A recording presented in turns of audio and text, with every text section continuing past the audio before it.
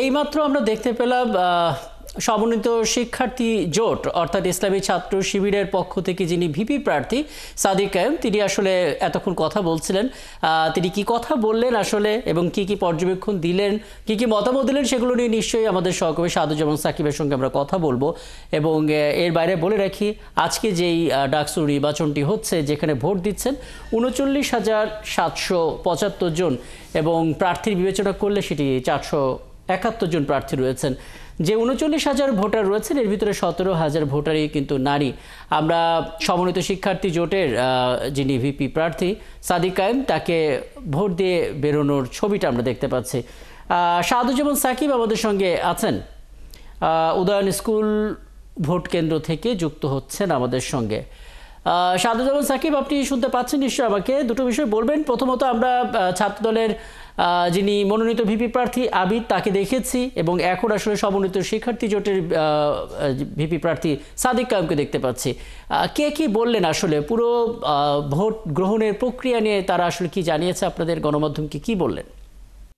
রাকিব, এখানে কিন্তু হেভিওয়েট প্রার্থীদের মধ্যে ঐক্যবদ্ধ শিক্ষার্থী জোটের ভিপি প্রার্থী সাদিক কায়েম এবং ছাত্রদলের ভিপি প্রার্থী আবিদুল ইসলাম খান এবং ছাত্রদলের জিএস প্রার্থী যিনি তানভীর বারী হামিম, তিনিও কিন্তু আসলে এই কেন্দ্রে ভোট দিয়েছেন। আমরা একটু সাদিক কায়েমের কাছে জানতে চাই, তিনি এখন এখানে রয়েছেন।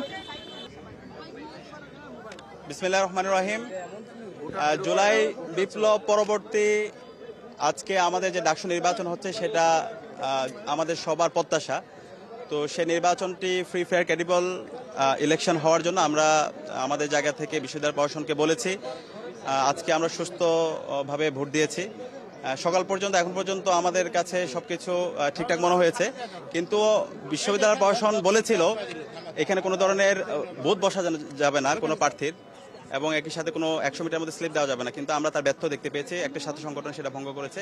আমরা অনুরোধ করব, এখানে আমরা যারা প্রার্থীরা আছি সবাই যেন দায়িত্বশীল আচরণ করি। যে আচরণবিধি দেওয়া হয়েছে সেই আচরণবিধি অনুযায়ী আমরা ভোটের জন্য সুস্থ একটি পরিবেশ এনশিওর করি। এবং একই সাথে আমরা ঐক্যবদ্ধ শিক্ষার্থী জোটের স্বতঃস্ফূর্ত রেসপন্স দেখতে পাচ্ছি। আমরা আশা রাখছি শিক্ষার্থীরা ঐক্যবদ্ধ শিক্ষার্থী জোটের যে প্যানেল, আমাদের যে নেতৃত্ব, আমাদের যে সততা, আমাদের যে দক্ষতা, তার উপর শিক্ষার্থীরা আস্থা রাখবে। এবং এই যে নির্বাচন, সেই নির্বাচন আমরা যারা নির্বাচন করছি সবাই জুলাইয়ের যোদ্ধা। তো আলটিমেটলি আমরা চাই একটা দায়িত্বশীল আচরণের মাধ্যমে ফ্রি ফেয়ার ক্রেডিবল ইলেকশন যেন আয়োজন হয়, সেই জায়গায় আমরা যেন সর্বাত্মক সহযোগিতা করি। আমরা আশা করছি সবাই সে জায়গায় আমরা সহযোগিতা করব এবং এর মাধ্যমে আমরা সারা দেশকে চমৎকার আমরা একটা বার্তা দিব। আমরা সেটা পর্যবেক্ষণ করছি, একটু সময় লাগবে। আমরা এখন সকালে আসলাম, আরও সময় আছে। আমরা আশা করছি সবাই দায়িত্বশীল আচরণ করবে।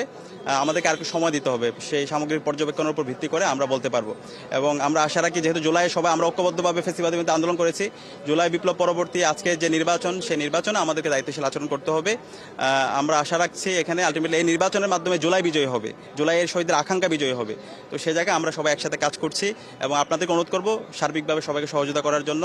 এবং ভোটারদেরকে অনুরোধ করবো, আপনারা আসেন, আপনারা ভোট কেন্দ্রে আসেন, আপনাদের পছন্দের প্রার্থীদেরকে ভোট দেন, যোগ্য প্রার্থীদেরকে ভোট দেন। সবাইকে অসংখ্য ধন্যবাদ।